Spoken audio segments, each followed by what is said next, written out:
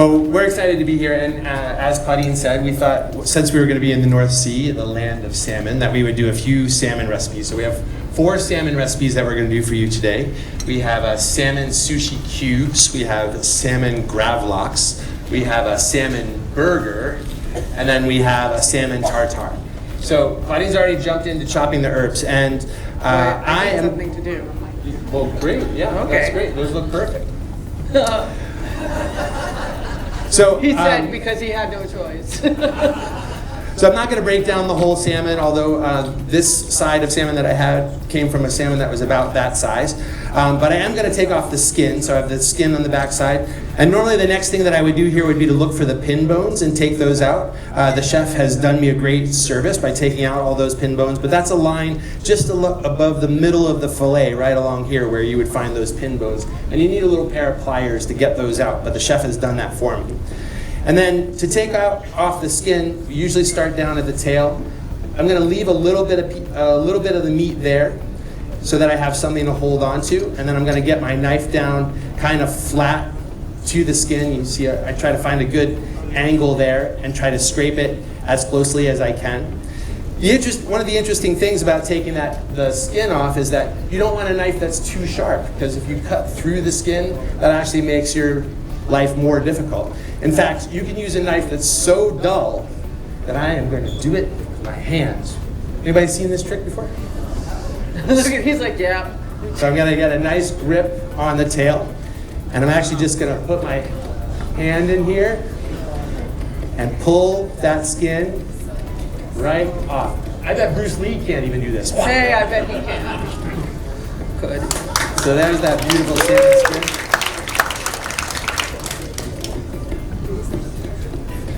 So I'm using the salmon for 4 different recipes. So the first thing that I did is I took the head off of the salmon, and I'm going to use that piece.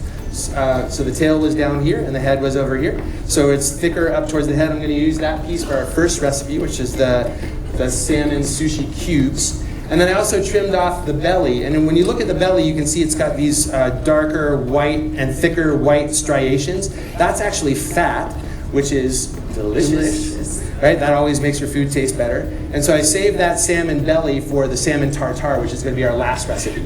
So the first thing I'm going to do here is to cut this head piece into some cubes, which we can then turn into our very first recipe. So you've got the scallions all chopped up. And Yes, but I don't need scallions for this one. So. And in this first recipe, it's a little Asian in style. So we've got sesame oil and sesame seeds. Do you want me to put the salmon in there now, or are you going to put it in? No. Do not. No. Here, you want? Let me give you a That's plate. okay. No, I'm all right. Ooh, sorry. Sorry if I caused that. So generally speaking, we're going to do a little bit of salt and some sugar and just salmon, salt, pepper, and sugar. We mix that together. You would want to let that cure for an hour or so in your refrigerator, but since we can't do that, we're just going to do it all together, if that's okay with you all. So, in here. And part of what happens in that hour that the salmon is in contact with that sugar and salt, first the sugar and salt dissolves, but then in addition, as that salt dissolves, there's osmosis which happens. So the flesh of the salmon is permeable. Each of the cells can actually absorb water through its surface. So after the salt dissolves, and turns into and becomes one with the liquid, you basically have like a salt solution in there. The salmon absorbs a little bit of that salt. And the idea of curing it both protects it from any bacterial growth, but also tenderizes it a little bit, and of course, makes it delicious. I'm going to be here for a while.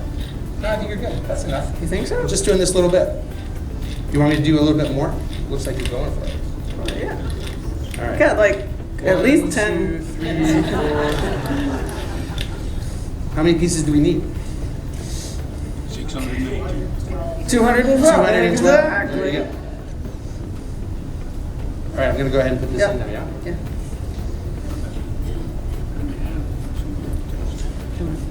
All right, so we'll stir this in so it gets a little contact with that sugar and salt. And to this point, of course, you can make it a head, which is really nice. And then you can finish it. Yeah. All right, so to that, we're going to add a little bit of sesame oil. Sesame seeds. Sesame seeds. Oh, can I tell the joke? Is that okay? Okay, so this is our daughter in the front row.